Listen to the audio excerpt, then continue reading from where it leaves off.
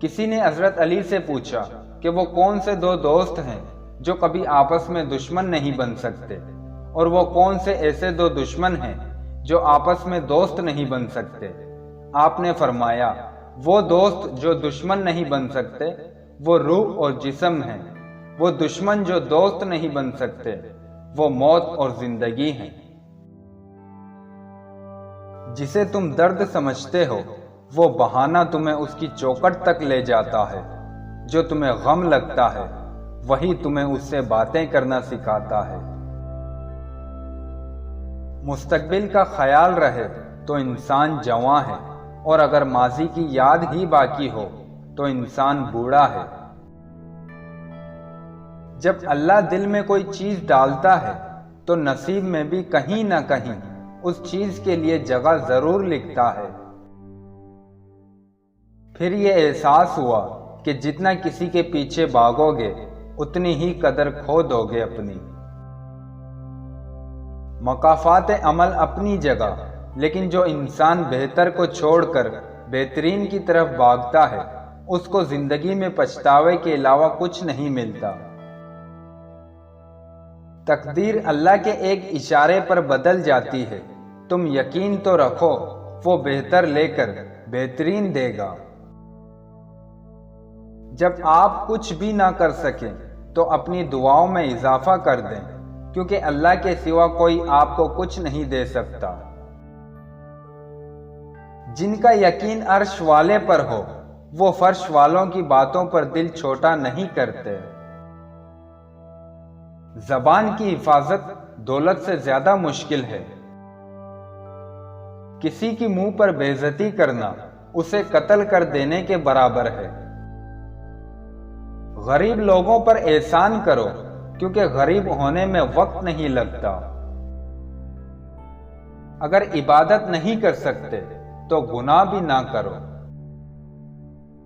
دنیا یہ نہیں دیکھتی کہ تم پہلے کیا تھے، بلکہ یہ دیکھتی ہے کہ تم اب کیا ہو۔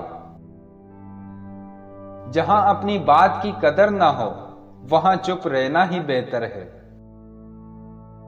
جہاں ایک دور ختم ہوتا ہے وہیں سے دوسرے دور کا آغاز ہوتا ہے، اس لیے کبھی مایوس نہ ہونا۔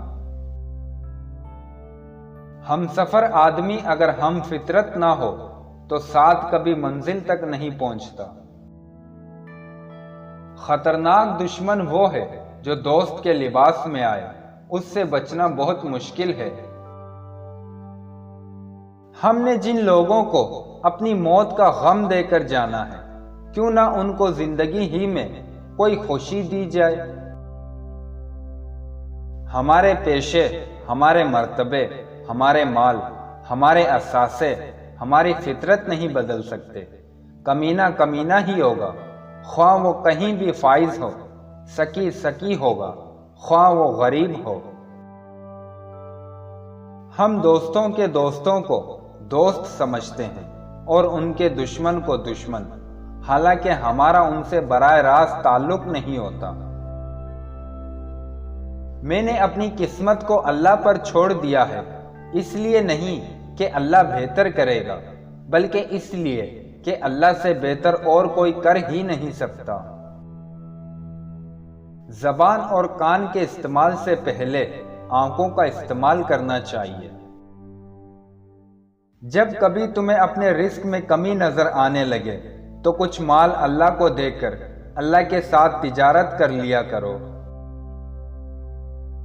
اگر انسان صرف اپنے ماں باپ کے عمل سے پیدا ہوتا تو ماں باپ کو یہ حق ہونا چاہیے کہ وہ چاہیں تو بیٹے پیدا ہوں اور چاہیں تو بیٹیاں پیدا ہوں، لیکن ایسا نہیں ہے۔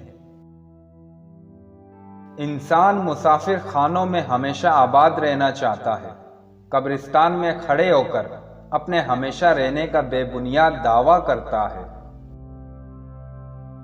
جب عزت اور ذلت اللہ کی طرف سے ہے، رنج و راحت اللہ کی طرف سے ہے، دولت اور غریبی اللہ کی طرف سے ہے، زندگی اور موت اللہ کی طرف سے ہے، تو ہمارے پاس تسلیم کے علاوہ کیا رہ جاتا ہے؟